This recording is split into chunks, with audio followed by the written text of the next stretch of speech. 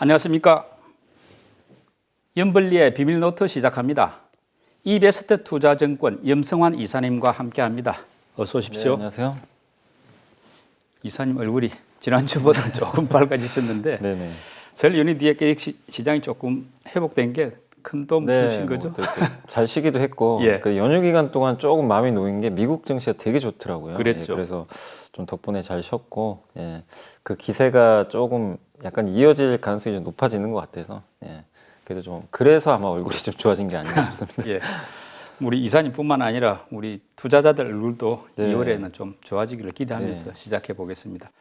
뭐 이번 주 증시는 국내에서는 이틀밖에 안 열리지만은 글로벌로 보면은 여러 가지 변수들 많았더라고요. 네. 먼저 어떤 이슈들 일어났는지 한번 네. 점검하고 시작해 보시죠. 그러니까 우리가 쉬는 동안, 그러니까 우리 이제 연휴 기간 동안 보면은 그 장이 안 열렸을 때 미국 증시 나스닥 기준 한 8% 가까이 일단 올랐었고, 예. 다만 이제 기술적 반등이든 뭐 다른 이유가 있었던 간에 증시가 회복이 좀 됐기 때문에 그 내용들을 좀 소개를 해드리면, 일단 이제 가장 컸던 게 연준 위원들이 갑자기 좀 그 시장을 좀 달래주더라고요. 그러니까 네. 파웰 의장이 굉장히 공격적으로 발언을 한 것을 좀 뭐 감안해서일 수도 있겠지만, 또 미국 증시가 워낙 많이 빠지다 보니까 연준 위원들이 시장과 좀 소통을 하려고 했던 것 같아요. 그러니까 너무 금리 인상 뭐 0.5% 이런 얘기 나오니까 교통 정리가 안 됐잖아요. 근데 파웰 의장은 그 교통 정리를 안 했잖아요.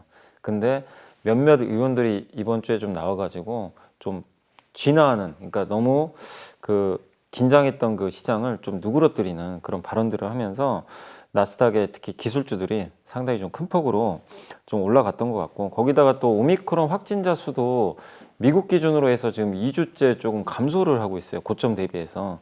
이 부분도 그 미국 증시에 상당히 우호적으로 작용을 했고, 그러다 보니까 미국에서도 리오프닝 관련주들이 상대적으로 좀 견조하지 않았나 이렇게 보여지고, 그 다음에 결국 또 미국 증시가 좋았던 배경은 역시 실적인 것 같아요. 네. 그러니까 물론 이제 기업들의 실적에 따라서 주가 변동성은 너무 컸던 게 뭐 메타 플랫폼, 페이스북 같은 경우 하루에 25% 빠지기도 했지만, 그러나 미국 증시를 이끄는 가장 큰 축이 애플과 구글이잖아요. 이 빅테크 내에서도 가장 독보적인 기업들인데 이 기업들의 실적이 너무 잘 나왔죠. 그래서 애플도 급등을 하고 우리 쉬는 기간 동안 급등세를 보였고, 그 다음에 구글도 클라우드 쪽에서 매출이 잘 나와가지고 주가가 급등했습니다. 이 두 개 기업이 급등하니까 뭐 나스닥도 당연히 훈풍이 불면서 주가 지수가 많이 상승을 하는 그런 좀 움직임들이 좀 나왔던 것 같습니다. 그래서 전반적으로 뭐 지표라든가 이런 것들이 크게 개선되거나 그런 건 아닌데, 시장이 많이 빠진 상태에서 어쨌든 숫자가 잘 나오니까 거기에 반응을 했고, 그리고 너무 우려했던 그 긴축이 연준 위원들의 발언을 종합해 보면 너무 좀 우리가 앞서 나갔나? 이런 좀 상황들이 결국 되돌려지면서 증시가 좀 반등을 했다. 이게 이제 글로벌 증시의 흐름이었다라고 보시면 되겠습니다. 글로벌 증시 이제 흐름에는 미국 시장이 이제 중요하니까 질문 드리는데요. 지금 미국 증시가 현재 바닥이다 하고 데드캣 바운스라고 하죠. 하락세 네. 속에서 일시적으로 조금 반등하는 거다. 이런 의견이 좀 팽팽한 것 같은데, 만약에 연준의 금리 인상이 스텝 말씀대로 0.5%포인트가 아니고 0.25%씩 이렇게 조금씩 올라간다 한다면 역시 기술주들, 나스닥 기술주들 한동안 뭐 잘 버틸 수 있다고 봐도 되겠죠? 만약에 이런 속도면은 기술주들 충격은 이제 제한적이라고 봐야 될 것 같아요. 실제로 이제 연준 의원들의 발언을 좀 몇 개만 좀 말씀을 해드리면, 특히 이제 라파엘 보스틱 애틀랜타 연은 총재가, 그러니까 지금 시장이 우려하는 거는 그거거든요. 이제 뭐 베이비 스텝이냐, 뭐 자이언트 스텝 뭐 이런 얘기 나오는데, 자이언트 스텝은 0.5% 올리는 거잖아요. 근데 그 선을 그었어요. 어쨌든 3월에 0.5% 인상은 자신이 선호하는 조치는 아니다. 예. 그러니까 3월 대부분의 의원들이 3월 인상에 대해서는 동의를 했는데, 한 번에 뭐 0.5% 올리고 그 다음에 7번 올리고 이런 거는 선을 그어버린 것 같아요. 결국 그렇다는 얘기는 시장이 우려했던 자이언트 스텝, 그리고 양적 긴축이라고 뭐 많이들 얘기들 하는데, 이제 대차 제조표를 축소하는 거잖아요. 이제 자산을 줄이는 건데, 이 부분도 원래는 연말로 예상을 했는데 이게 갑자기 빠르면 1분기, 늦어도 2분기 하는 거 아닌가, 이런 이제 우려감들이 있었거든요. 근데 이것도 아마 지금 연준 위원들의 발언을 종합을 해보면 하반기일 가능성이 좀 높아진 거예요. 연말은 아닌 것 같고요. 아마 7, 8월경 뭐 그때쯤으로 좀 어느 정도 의견들이 좀 좁혀지는 것 같은데, 물론 또 이거는 물가나 이런 상황에 따라서 달라질 수 있지만, 이번 주에 발표됐던 이제 연준 위원들의 어떤 의견들을 종합해 봤을 때는 그 QT 양적 긴축도 속도가 조금은 좀 시장이 우려하는 것보다는 좀 늦어지지 않을까 이런 좀 기대감들이 시장에 나타났던 것 같습니다. 그래서 기술주들의 이런 투매 나스닥이 고점 대비해서 20% 빠졌던 거는 고평가 우려도 있었지만 결국 근본 원인은 물가 상승에 의한 이 긴축 이슈거든요. 근데 이런 것들이 속도가 좀 둔화된다면 그래서 어쨌든 긴축 속도가 좀 완화되면 기술주한테는 좋지만 여러분들이 생각하실 될 건 뭐냐면 아무리 긴축 속도를 완화시킨다고 해도 시장이 예상한 것보다 분명한 거는 긴축은 하는 거잖아요. 네. 그러면은 큰 흐름상으로 기술주에 불리한 건 사실입니다. 이 전제가 바뀌는 건 아니에요. 근데 그 전제 자체가 바뀌진 않지만 너무 주가가 많이 빠진 상황에서 이런 뉴스들은 어쨌든 잠시라도 기술주들을 좀 달래줄 수 있는 요인이기 때문에 증시가 좀 반등을 했다. 그렇게 보시면 좋겠고 그래서 종합적으로 말씀드리면 앞으로 미국의 기술주들은 이런 고밸류 기업들을 투자하실 때는 이 금리 인상은 어쨌든 시작은 될 가능성이 높아졌기 때문에 철저하게 옥석을 진짜 잘 가리셔야 되겠어요. 작년만 해도 그냥 뭐 스토리만 좋으면 그냥 다 올라갔지만 올해는 그럴 가능성은 높지 않거든요. 분명히 검증을 할 것 같아요. 고밸류 기업들에 대해서. 그래서 금리 인상은 어쨌든 시작됐기 때문에 기술주들에 대한 불편한 시각은 뭐 계속 이어질 수밖에는 저는 없다라고 생각을 하고 있습니다.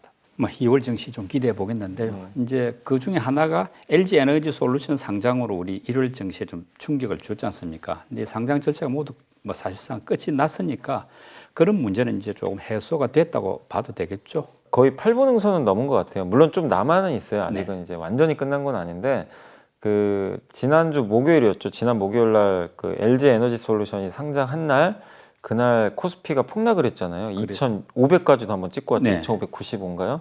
그리고 그날 기관이 LG 에너지 솔루션을 3조를 샀고 나머지 다른 업종을 한 1조 원 이상을 팔아버렸어요. 1조 2천억 1조 정도 2천 팔았죠. 맞아요. 예. 그러면 이제 에너지 솔루션 살려고 판 거 아니에요. 그러다 보니까 이제 다른 기업들이 무너지면서 같이 빠졌는데 이제 그날로 거의 끝나간 거죠. 그거는. 그래서 수급적인 부담은 큰 고비는 일단 넘어갔다. 다만 이제 몇 가지가 좀 남아 있는 게 뭐냐면은 2월 9일 날 그때 이제 우리나라에 지금 그 LG 화학이 편입된 2차 전지 ETF가 있잖아요. 네. 그때 상장하고 나서 제가 알기로는 7거래일 후에는 이걸 교체를 할 수 있다고 하더라고요. 그러면은 2월 9일 전후로는 우리나라의 대표적인 그 ETF 운용사 두 곳에서 그 LG화학을 편출할 가능성이 좀 있어요. 편출을 하고 에너지 솔루션은 그만큼 놓겠죠. 그렇게 되면 LG화학이 지금 3,300억 정도 들어가 있대요. 그래서 그런 수급적인 부담은 한 번은 좀 남아있다. 이렇게 보시면 되겠고 2월 14일 종가에는 MSCI 신흥지수에 편입이 됩니다. 그래서 여기에 이제 편입이 되게 되면은 당연히 이건 이제 외국인들 수급이 좀 그쪽으로 붙을 수 있으니까 LG 에너지 솔루션 주가에는 긍정적일 수 있고요. 마지막으로 남아있는 건 3월 10일 날 코스피 200에 그날 이제 옵션 만기일이거든요. 그때 이제 특례 편입을 하게 돼요. 그래서 코스피 200 편입이 되면 그게 이제 마지막 이벤트예요. 그게 끝나고 나면 더 이상 뭐 수급적으로 뭐 다른 기업을 팔고 LG 에너지 솔루션 사야 되고 그런 이슈는 다 끝날 수가 있기 때문에 네. 방금 말씀드린 세 가지 부분은 앞서 말씀드린 첫 번째 상장일보다는 확실히 규모가 작기 때문에 너무 크게 우려할 필요는 저는 이제는 좀 해소가 되고 있다 이렇게 생각을 하고 있습니다. 그러니까 1월 수출이 보니까 553억 달러, 작년 1월 대비해서 15.2%나 늘어나서 좋은데 문제는 이제 무역 수지 적자가 뭐 48억 9천만 달러로 좀 컸더라고요. 그러다 보니까 환율이 이제 뭐 올라가면서 외국인 매수세에 부담이 된 셈인데, 근데 이런 점을 감안해 보고도 역시 이제 외국인 매수세가 앞으로 어떻게 갈까? 막 1월 달에는 많이 팔았지 않습니까? 네네. 2월 달에는 어떨까요? 1월에는 정말 많이 팔았죠. 예. 네. 굉장히 공격적으로 이제 글로벌 증시도 안 좋고 하다 보니까 많이 팔았는데 일단 2월에는 지금 딱 이틀 지났잖아요. 이틀 동안은 좀 사는 모습이 좀 나오긴 했는데 연속성이 있을지는 좀 두고 봐야 될 것 같고 이제 중요한 거는 방금 이제 수출 얘기하신 것처럼 우리나라 무역 수지가 좀 개선이 돼야 될 것 같아요. 네. 왜냐하면 이제 이번에 수출은 너무 좋았거든요. 1월 수출이 역대급이었고 553억 달러니까 1월 수치뿐만 아니라 역대 월별 수출로도 굉장히 높은 수치예요. 근데 이게 작년 1월에도 수출이 좋았는데 그걸 점프를 했으니까 얼마나 지금 수출이 잘 되는지는 우리가 알 수가 있는데 문제는 지금 에너지 수입 단가가 너무 올라가다 보니까 원자재나 이게 무역 수지가 적자가 났는데 그러니까 수출은 잘 되는데 이 원자재 가격이 급등한 게 너무나 타격이 컸던 거죠. 근데 특히 이제 1월 달에 무역 수지가 적자된 또 이유 중에 하나가 난방 시즌이다 보니까 뭐 천연가스나 석유를 많이 수입하잖아요. 근데 이 가격들이 뭐 우크라이나 전쟁 리스크 막 이런 것들 때문에 튀다 보니까 에너지 수입이 너무 많이 늘어나가지고 지금 적자 규모가 굉장히 커졌다 이렇게 보고 있고, 근데 이 수치만 보면은 너무 불안하시잖아요. 기업들 당연히 이러면 기업들 이익도 안 좋아지고 이럴 수 있지만 통상 1월 달이 또 난방 시즌이기 때문에 이게 지나면 분명히 어느 정도는 좀 완화될 가능성 분명히 있거든요. 그래서 우리가 가장 안 좋게 생각할 건 이거예요. 수출은 안 됐는데 그 수입만 너무 늘어나가지고 이러면 진짜 이건 안 좋은 거죠. 근데 이렇게 자꾸 무역 수지가 적자가 나면 외국인들 입장에서도 당연히 투자를 좀 약간 그 중단하고 좀 지켜볼 가능성이 높아요. 적극적으로 할 요인이 좀 떨어지다 보니까. 그래서 무역 수지 적자가 언제쯤 좀 지금 적자 폭이 너무 크니까 한 번에 흑자 못 되더라도 적자 폭이 조금씩 줄어든다면 저는 외국인들의 시각도 바뀔 수 있다고 좀 생각을 하고 있거든요. 그래서 면밀하게 관찰을 좀 해야 되겠지만 난방 시즌만 지나고 우크라이나 리스크만 좀 완화된다면 분명히 이 부분은 또 좋은 쪽으로 바뀔 수가 있는 거니까 외국인들의 매수도 결국엔 좀 들어오지 않을까. 근데 저도 조심스러운 게 2월에 들어올지 뭐 3월에 들어올지는 일단 좀 데이터들, 특히 원자재 가격 추이를 보면서 체크를 계속 해나갈 필요는 있는 것 같습니다. 뭐 1월에 외국인들 많이 팔았는데요. 그 와중에서도 매수한 종목은 어떤 것들인지 한번 살펴봤으면 합니다. 네, 외국인들이 가장 많이 산 거는 LG화학이고요. 네. LG화학을 1.1조 원 정도 한 달 동안 이제 산 겁니다. 그리고 SK하이닉스를 6,386억 샀고요. 삼성전자를 6,212억 정도 매수를 했습니다. 그리고 KB금융을 4,048억 샀고요. 하나금융지주를 2,492억 정도 순매수를 했습니다. 그리고 우리금융지주를 1,894억, 셀트리온을 1,451억, 신한지주를 1,330억, 메리츠화재를 1,161억, 포스코를 862억 순매수를 했습니다. 그래서 외국인들이 좀 많이 파는 와중에도 우리나라 대표 기업들에 대해서는 의외로 좀 매수를 또 많이 하는 그런 모습들이 나왔고, 가장 공통적인 건 그런 것 같아요. 반도체하고 확실히 그 은행 업종, 금융지주 예, 많네요. 금융주주를 굉장히 많이 샀습니다. 그래서 금리 인상 수혜주들이다 보니까 금융회사를 좀 많이 산 게 외국인의 좀 특징적인 부분이었던 것 같습니다. 1월에 기관들이 많이 담은 종목도 어떤 것들인지 살펴보시죠. 네, 1월에 가장 많이 산 거는 LG 에너지 솔루션입니다. 네. 이건 뭐 당연히 수급 때문에 그런 거고요. 3.16조 원을 샀고, 그 다음에 KT도 약간은 그 장내 매수를 한 건 아니고요. 4,413억을 샀는데 그 신한지주 쪽하고 약간 이제 지분 교환이 좀 있었던 것 같더라고요. 그래서 아마 그 부분 때문에 기관 투자들이 좀 샀던 것 같고, 그 다음에 SK이노베이션을 2,104억 샀고요. SNK를 1,296억 매수했습니다. 그리고 한국항공우주를 1,165억 샀고, 신한지주를 775억 샀고요. LG이노텍을 707억 매수를 했고, 하나에어로스페이스를 605억 매수했습니다. 그리고 포스코를 603억, KCC를 547억 정도 순매수를 좀 했습니다. 그래서 LG에너지솔루션하고 KT를 제외하면 그냥 특징이 있다기보다는요, 그냥 개별 기업 위주로 좀 골고루 매수를 했다라고 보는 게 맞는 것 같습니다. 개인들은 지난 한 달간 주로 어떤 종목들을 많이 매수했습니까? 네, 개인 투자분들은 정말 이게 급락했던 대표주를 다 샀는데요. 삼성전자 1.4조 원 샀고요.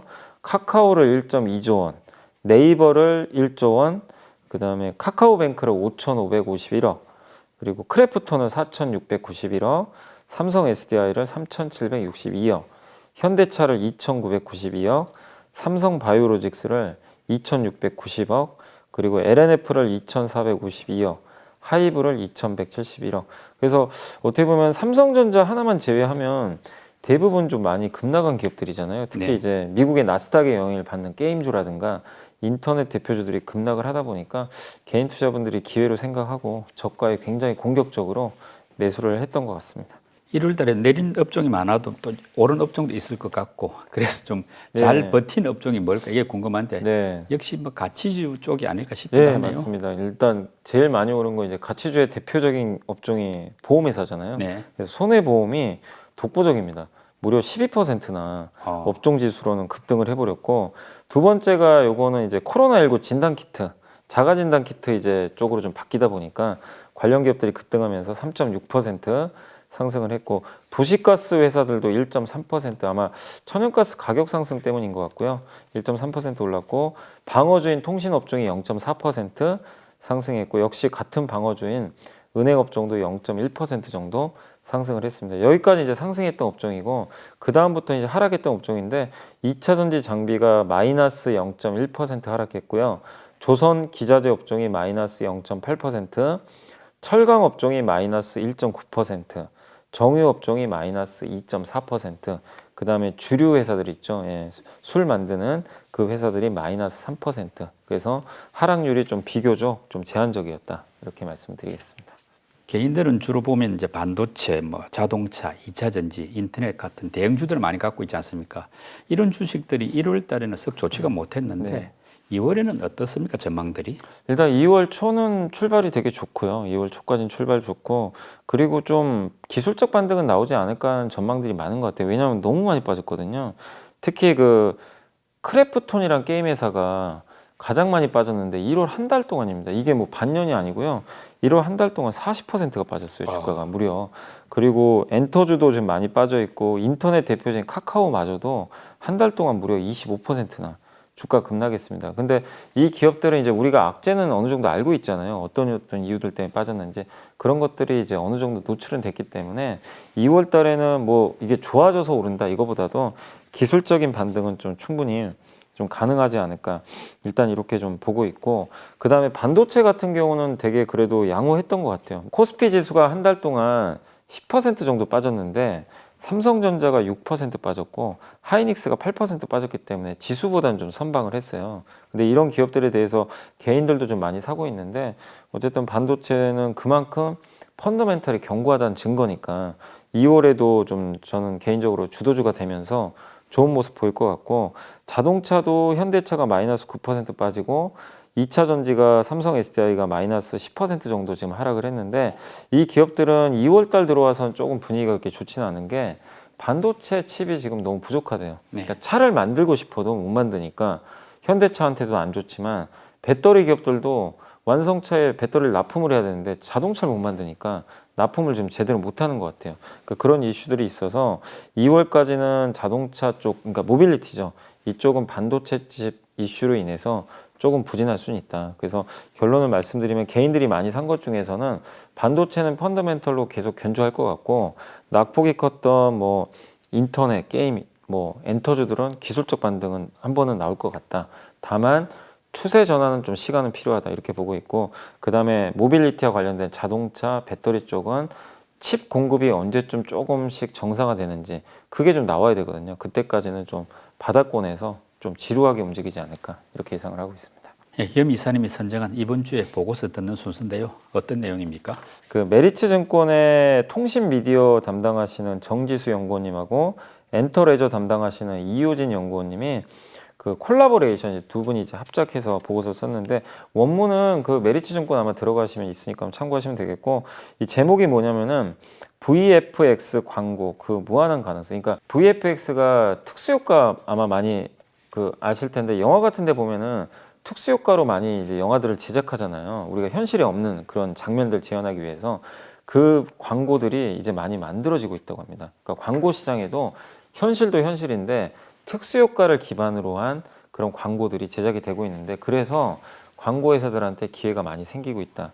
그런 내용이고 특히 이제 최근에 메타버스 시장이 좀 확대가 되다 보니까 메타버스에도 광고들이 많이 들어가잖아요. 네. 그래서 뭐 네이버가 만들었던 제페토에도 그 유명한 루이비통이라든가 구찌 같은 기업들이 광고를 했던 걸로 제가 기억이 나고 거기에 우리나라 뭐 편의점 회사들 뭐 백화점 회사도 입점을 해가지고 광고를 하더라고요. 실제로 만들어가지고 메타버스 그 가상 공간 안에 네. 백화점을 진짜 만들기도 하고 편의점도 진짜 만들어가지고 새로운 광고 영역 네, 시장이 맞아요. 생겨난 네. 셈이네요. 근데 그런 게 사실은 없던 거잖아요. 네. 근데 이 광고 시장이 이제 열렸기 때문에 기존의 광고를 제작하는 업체들한테는 새로운 이제 매출 성장이 하나 생긴 거죠. 동력원이.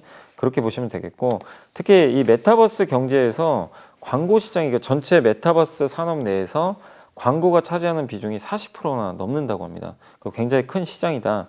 이렇게 보시면 좋겠고 그 다음에 또 한 가지 특징이 메타버스 관련되니까 이런 가상 공간에 있어서의 어떤 이제 이런 광고 시장의 특징 중에 하나가 우리가 보통 이제 광고를 쓸 때 보면은 유명한 연예인을 많이 쓰잖아요. 근데 로지라고 아마 들어보신 분들 계실 거예요. 정말 이제 연예인보다 더 유명하죠. 가상 인물. 네, 가상. 근데 작년에 15억 정도 벌었다고 하더라고요. 네. 예, 매출액이.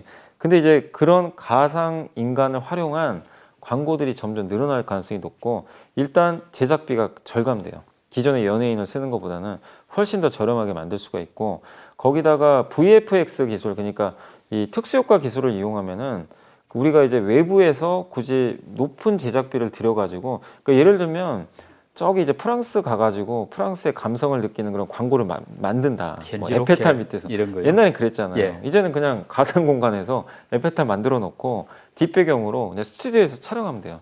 그럼 로케이션비가 안 들어가잖아요. 네. 그러니까 이 흐름으로 진화할 가능성이 높다는 거죠. 이 광고 시장 자체가. 그리고 이런 광고는 또 광고 제작사가 광고를 딱 만들잖아요. 그러면 이제 만들고 나서 일정 부분 수수료를 받거든요. 그게 수수료율이 기존에 12% 정도 됐는데 이런 광고는 한 15% 정도 된대요. 더 높은 이제 마진을 받는 거죠. 이 부분도 굉장히 좋을 수 있다고 합니다. 그래서 이런 흐름으로 앞으로 조금씩 이제 진화가 되니까 메타버스 시장이 열리고 광고 시장 거기에 아까 로지 같은 가상 인간이 나오는 광고 시장이 이제 계속 더 커진다면 광고 기획사들한테는 굉장히 좋은 어떤 모멘텀이 나올 수 있다. 이렇게 보시면 좀 좋을 것 같아요. 그래서 여기 나온 기업으로 이제 제일기획이 탑픽이고 그다음에 자이언트 스텝은 여기 들어가 있는데 이 기업 같은 경우 광고에서는 아니고 아까 말씀드린 가상 효과 있잖아요. 네. 그 특수 효과. 그 기술을 갖고 있는 회사입니다. 그러니까 이 기업과도 같이 갈 수 있는 그림이니까 한번 좀 공부를 해보시면 좋을 것 같습니다. 메타버스하고 연관된 광고 산업의 네, 광고 시작. 예, 광고 시장이 커지고 있다. 네. 예. 지금부터는 2월 둘째 주 증시 살펴보겠습니다. 역시 주요 일정들부터 한번 챙겨 보시죠. 네, 일단 이제 2월 7일 월요일 날은